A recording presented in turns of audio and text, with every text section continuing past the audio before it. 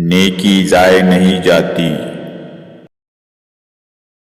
صدیوں پرانی بات ہے، ہندوستان پر اس وقت کے راجا مہاراجے حکومت کیا کرتے تھے۔ ایک ہندو راجے نے بہت سے علاقوں پر قبضہ کیا ہوا تھا۔ وہ ایک ظالم بادشاہ تھا، بات بات پر وزیروں کو قتل کروا دیا کرتا تھا۔ اس کا ایک وزیر ایک عقل مند اور رحم دل شخص تھا۔ وہ رعایا سے نیک سلوک کرتا تھا اور ان کی مدد بھی کرتا تھا۔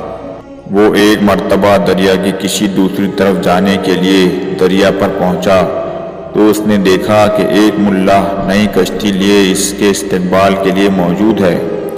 جب وہ دوسری طرف پہنچا تو وزیر نے دیکھا کہ بادشاہ کے ہر کارِ کشتی پر قبضہ کرنے کے لیے تیار کھڑے ہیں۔ وزیر نے ملا کی کشتی ان سے بچا لی تو وہ وزیر کا شکریہ کرتے ہوئے واپس لوٹ گیا۔ کچھ عرصے بعد کسی نے اس مسئلے پر وزیر کے خلاف بادشاہ کے کان بھرنا شروع کر دیے۔ بادشاہ تو پہلے ہی موقع کی تلاش میں تھا کہ کس طرح وزیر سے بدلہ لے۔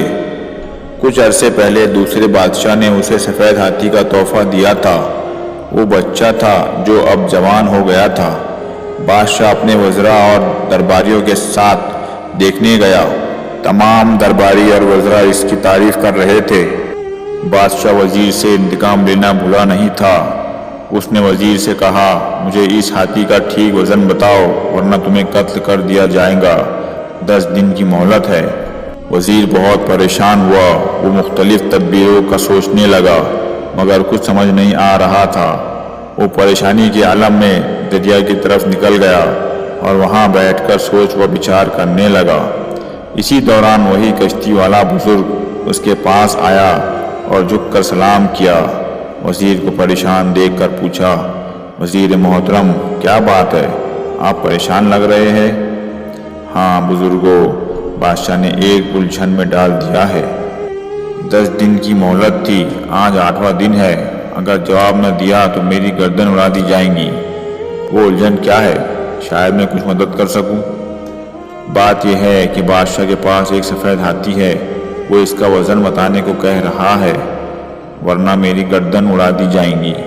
یہ تو کوئی مسئلہ ہی نہیں ہے، چٹکی بجاتے ہی حل ہو جائے گا آپ کا مسئلہ۔ میری جان کو بنی ہے اور آپ چٹکی بجاتے مسئلے حل کر رہے ہیں؟ وزیر نے حیرت سے کہا، جی محترم، آپ کل ہاتھی لائیے، اسے کشتی پر بٹھا کر دریا میں اتارتے ہیں۔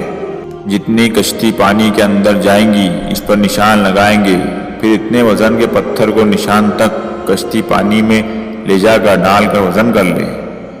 Very good. وزیر کی سمجھ میں ساری بات آ گئی۔ اگلے دن وہ ہاتھی کو دریا کے کنارے لایا، اسے کشتی میں سوار کر کے دریا میں لے جا کر کشتی پر نشان لگا دیا۔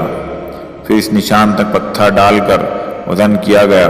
پھر ان پتھروں کا وزن کیا اور بادشاہ کو بتا دیا۔ اب بادشاہ حیران ہوا کہ یہ کیسے ممکن ہے۔ جب اسے بتایا تو بہت خوش ہوا۔ ایک نیکی کا یہ صلہ دیا ہے، جبکہ اس وزیر نے بہت سے معاملات میں بادشاہ کی رہنمائی کی تھی اور اپنی غلطی کا اعتراف کیا۔ نیکی کر دریا میں ڈال۔ وزیر نے ملا کے ساتھ نیکی کی اور ملا نے نیکی کر کے اس کی جان بچائی۔ اللہ تعالی ہمیں نیک کام کرنے کی توفیق عطا فرمائے۔